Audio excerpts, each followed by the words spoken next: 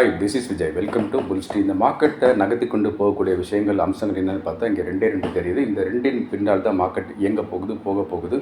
இனி வரும் நாட்கள் இப்படி தான் இருக்கும்போது அது என்னென்னு தெரிஞ்சுக்கிட்டு அப்படியே நம்மளுடைய ட்ரேடிங்கை வந்து கரெக்டாக ஷார்ட் பண்ணி வச்சுக்கலாம். அப்படி ஷார்ட் பண்ணி வச்சோம்னா பணத்தை அள்ளிட்டு வரலாம்.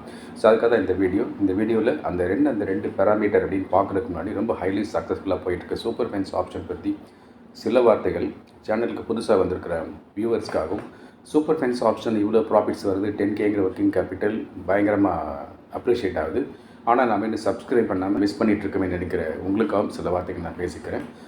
அது என்ன, I always use to call it as 10K magic. 10,000 இருந்தால் போதும், இதை வச்சுட்டே பெருசாக வந்துட முடியுமா நினைக்கிறவங்களுக்காக லைவ் மார்க்கெட்டில் stock option entry price, target price and related அப்டேட்டோட வாட்ஸ்அப்பில் இந்த டிப்ஸ் வந்துகிட்டே இருக்குது. இதில் ஒரு மாதத்துக்கு 30 டிப்ஸ் வரும். இந்த 30மே ரொம்ப லோ ப்ரைஸில் இருக்கும். லோ ப்ரைஸ் இந்த சென்ஸ் ஒரு சமயத்தில் ஒரு லாட் எடுத்து ட்ரேட் பண்ணுறதுக்கு 600 ருபீஸோ 800 ருபீஸோ 1000 1500 ருபீஸோ 2000 அவ்வளோதான் தேவைப்படும். அப்போ எதுக்காக 10Kன்னா 10,000 ரூபாய் இருந்தால் ஒரு கம்ஃபர்ட் ஜோன் இருக்கும், அதுக்குள்ளே நம்ம ட்ரேட் பண்ணி வந்துடலாம் அப்படிங்கிற தான். இந்த சூப்பர் ஃபைனான்ஸ் ஆப்ஷன் பற்றி எப்போ நான் பேசினாலும் 3 ஹைலைட்ஸ் உங்களுக்கு தெரியும். இந்த first highlight, the working capital itself very loss is 10K. 10,000 இருந்தால் போதும், அதுக்கு மேலே ஒரு பைசா இங்கே தேவைப்படாது. இதுவே முழுக்க போதுமானது. ரெண்டாவது ஹைலைட், எல்லாரும் பண்ணக்கூடிய ட்ரேடிங் மாதிரி இல்லாமல் மாற்றி லேட்டரலாக யோசிச்சு ஒரு சேஃப் ட்ரேடிங் மெத்தடை சேர்த்து இங்கே எம்ப்ளாய் பண்ணும்போது அதையும் டைம்லி ட்ரேடிங்கை பண்ணும்போது இதில் அது பிடிஎஸ்டியாக இருக்கலாம், இல்லை ஃபியூ டேஸ் ஹோல்டிங்காக இருக்கலாம், இல்லை இன்ட்ராடேயாக இருக்கலாம். இன்ட்ராடேயில் கூட 3 to 7 மினிட்ஸில் ப்ராஃபிட் பண்ணக்கூடிய வாய்ப்பாக இருக்கலாம். அப்படிலாம் இருந்தால் இதில் லாஸ் வருவதற்கான வாய்ப்பு ரொம்ப குறைவாக இருக்கும். அப்படியே இருந்தாலும் இது ரொம்ப நெக்லிஜிபிளாக இருக்கும். மூணாவது ஹைலைட், அது ரொம்ப சூப்பர். யாராவது ஒருத்தர் சூப்பர் ஃபைனான்ஸ் ஆப்ஷன் சப்ஸ்கிரைப் பண்ணி ஜாயின் பண்ணிட்டாங்க, நிச்சயம் அவங்களுக்கான ப்ராஃபிட் அங்கே இருக்க தான் செய்யுது. அதனால் என்னமோ தெரியாது, அடுத்தடுத்த மாதங்களுக்கான சப்ஸ்கிரைபர் தொடர்ந்து ரெனியூ பண்ணிகிட்டே இருக்காங்க. அது மட்டும் இல்லாமல் இந்த பழைய சப்ஸ்கிரைபர்ஸ் போன வருஷம், அதுக்கு முதல் வருஷம், இந்த லாக்டவுன் காலகட்டத்தில் இருந்த ஒவ்வொரு சப்ஸ்கிரைபர்ஸும் மறுபடியும் ஆர்வமாக திரும்ப வந்து சப்ஸ்கிரிப்ஷனில் ரெனியூ பண்ணி நம்ம கூட ட்ராவல் பண்ணிட்டே இருக்காங்க. அதில் சில பேரில் வந்து சூப்பர் ஃபைனான்ஸ் ஆப்ஷன் நல்ல ப்ராஃபிட் இருந்துச்சு, நல்ல ப்ராஃபிட்ஸ் பார்த்துட்டோம், எங்களுக்கு இன்னும் பெருசாக இந்த புல் ஸ்ட்ரீட் கசினோ அதுக்கு சப்ஸ்கிரைப் பண்ணி பெரிய எல்மை தொடர ஆரம்பிக்கிறாங்க. ஸோ இந்த புல் ஸ்ட்ரீட் கசினோ எல்லாருமே பண்ண முடியும்னா இதில் பெரிய கேபிட்டல் வேணும், பெரிய சப்ஸ்கிரிப்ஷன் வேணும், பொறுமை, நம்பிக்கை, சகிப்புத்தன்மை. இது ரொம்ப ஸ்லோ ப்ராசஸ். இதில் ஒரு வருட காலம் அந்த பெரிய ரூபாய் நோக்கி ஒரு பயணம் அப்படிங்கிற மாதிரி இருக்கும். இந்த புல் ஸ்ட்ரீட் கசினோட சப்ஸ்கிரிப்ஷன் டீட்டெயில் இந்த வீடியோவின் பிற்பகுதியில் வரும். இந்த சூப்பர் ஃபைனான்ஸ் ஆப்ஷனில் ஜாயின் பண்ணுறதுக்கான சப்ஸ்கிரிப்ஷன் 7,999 பெர் மந்த். ஸோ இந்த சப்ஸ்கிரிப்ஷன் இந்த ஜிபே, ஃபோன்பே, அமேசான் பே, பேடிஎம் வழியாக இந்த புல் ஸ்ட்ரீட்டோட வாட்ஸ்அப் நம்பர் ரெமிட் பண்ணி உடனே இப்போவே ஜாயின் பண்ணிக்கலாம். இப்போவே ஜாயின் பண்ண நம்ம என்ன அவசரம் அப்படிலாம் சில பேர்லாம் யோசிக்கலாம். But there is a ground reality always இந்த மார்க்கெட்.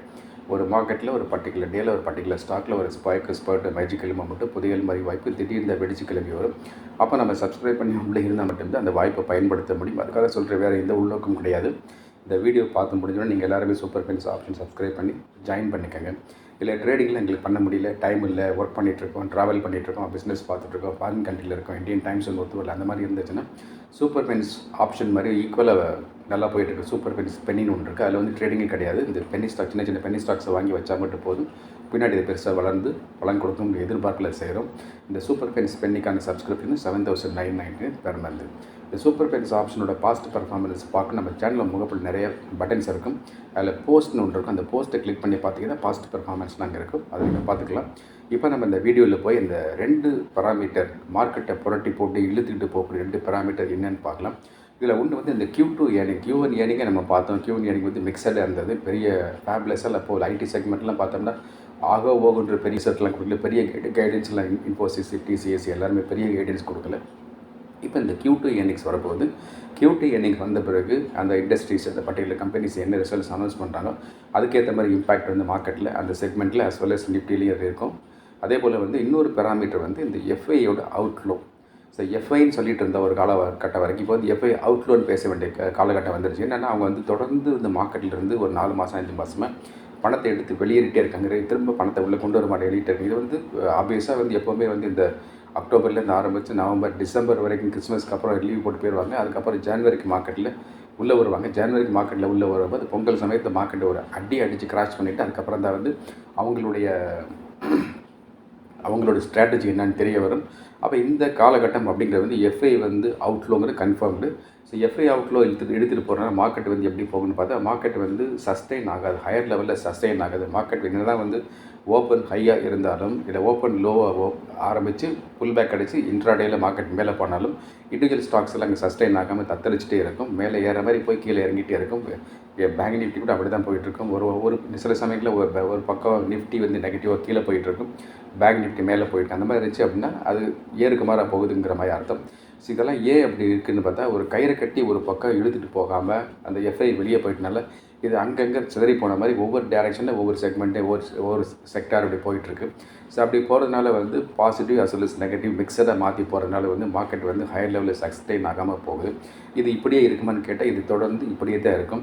அப்போ இது யாருக்கு பாதிப்பாக இருக்குன்னு கேட்டால் மார்க்கெட்டில் பெரிய அளவில் பணத்தை போட்டு இன்வெஸ்ட் பண்ணி வைக்கிறேன், ஒரு பின்னாடி நான் ஒரு 3 மந்த்ஸோ 6 மந்த்ஸோ 1 இயரோ 5 இயர்ஸோ அந்த மாதிரி போகிறேன்னு பேர் இருப்பாங்கல்ல, அதாவது பேசிவான இன்வெஸ்டர்ஸ் அவங்களுக்கான மார்க்கெட்டாக இல்லாமல் போயிடுச்சு. சரி ட்ரேடிங் பண்ணலாம், ஸ்விங் பண்ணலாம், ஸ்கால் பண்ணலாம், அந்த மாதிரி ட்ரேடிங் பண்ணலான்னு பார்த்தா அவங்களுக்கான மார்க்கெட்டாக இருக்குன்னு பார்த்தா அவங்களுக்கான மார்க்கெட்டாகவும் அது இல்லாமல் மாறி போய் micro level, nano level and further sub nano level வரைக்கும் மார்க்கெட் மாறி போயிட்டுருக்கு.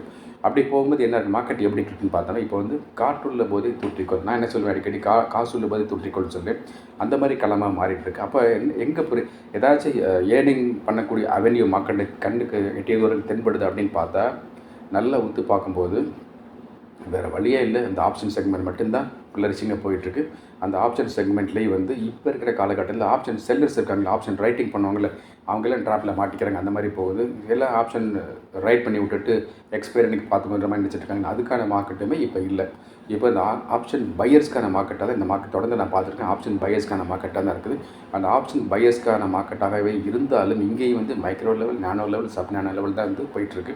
நான் அடிக்கடி வீடியோவில் சொல்கிற மாதிரி வந்து ஒரு 5 ரூபா 10 ரூபா லாபத்தை எதிர்பார்க்காம 50 பைசா இல்லை 1 ரூபா இல்லை 80 பைசா அதில் எடுத்துக்கிட்டு ஒரு ட்ரேட் பண்ணாமல் ஒரு நாளைக்கு வந்து மல்டிபிள் ட்ரேட்ஸ் ஒரு 10 ட்ரேடு 20 ட்ரேடு அப்படி பண்ணிகிட்டே இருந்தால் தான் இந்த மார்க்கெட்டில் வந்து அதே அளவுக்கான லாபத்தை சம்பாதிக்க முடியும். ஸோ அந்த மாதிரி மார்க்கெட்டை மாறி போகிறதுனால இந்த மார்க்கெட்டுங்கிறது வந்து ஹோல் டே மார்க்கெட்டில் உட்கார வேண்டியிருக்குமா அப்படி கேட்டால் ஹோல் டே மார்க்கெட்டில் உட்கார வேண்டிய அவசியம் இல்லை.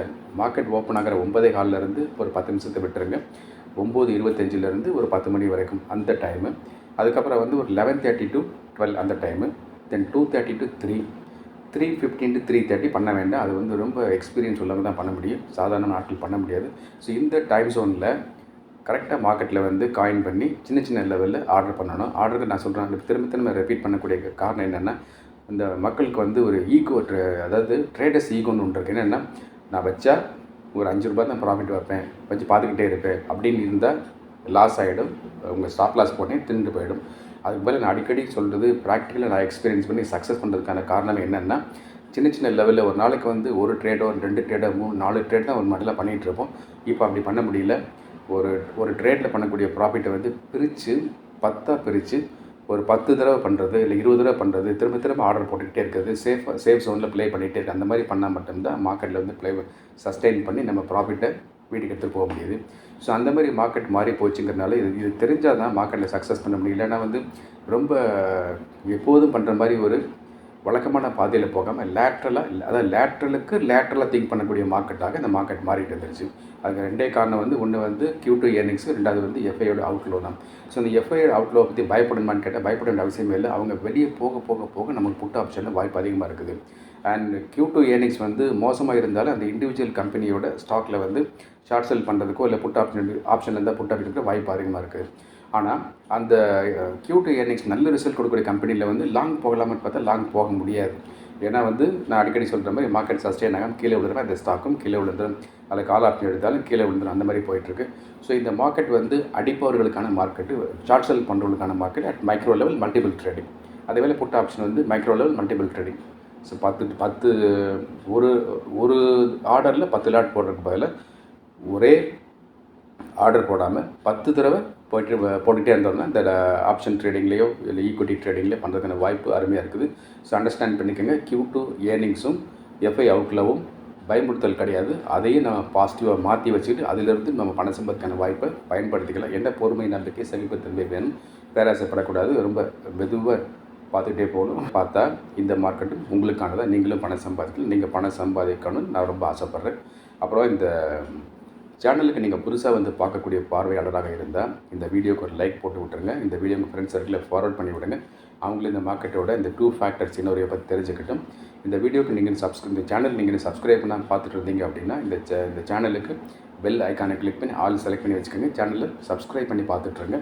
இந்த சேனலையும் உங்கள் ஃப்ரெண்ட்ஸ் சர்க்கிளில் ஃபார்வர்ட் பண்ணி விடுங்க. அவங்களும் இந்த மார்க்கெட் நியூஸஸ் ஸ்டாக் நியூஸஸ் தெரிஞ்சுக்கிட்டும் ஷேர் பண்ணி விடுங்க.